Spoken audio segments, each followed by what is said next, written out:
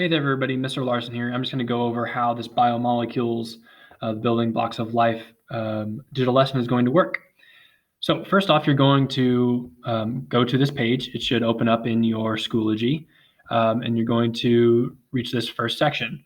So just like how it says, you're going to fill in this chart about what does it look like. So you should have a picture of the chemical structure in this box here. You're going to use the elements that are used, what the monomer is called, where it is found, and what purpose it has in the human body. All that information will be found in this video, this article, or in any other resources you may find if you want to do a little bit of research yourself.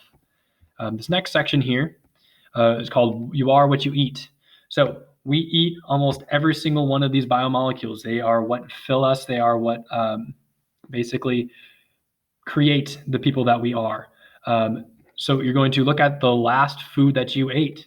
Like, what is it made from? Is it made from different grains? Is it made from different sugars? Things like that. And you're going to look at the nutritional value of it and figure out how many carbohydrates there are, how many saturated fats, how many unsaturated fats, the amount of protein that's found in there. So you're going to put all those numbers here in grams, milligrams, calories, anything like that. Use what is appropriate. And last but not least is this final activity. So just like it says, you're going to choose one of the following activities from this link. So you're going to want to click on this link. You're going to open up the second page, which leads you to this biomolecules activity page.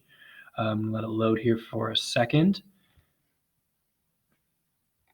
And you are going to choose from 3 different selections once it loads up here. So you can either create a cartoon, which tells a scary story, a funny story, or an adventure story that applies to the objectives. You're going to create an analogy. So you could think of an analogy for each macromolecule, and you're basically going to use pictures to explain why they are similar to your micromolecule.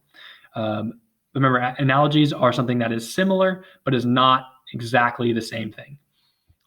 Use pictures instead of sentences. And last but not least, you have your concept map.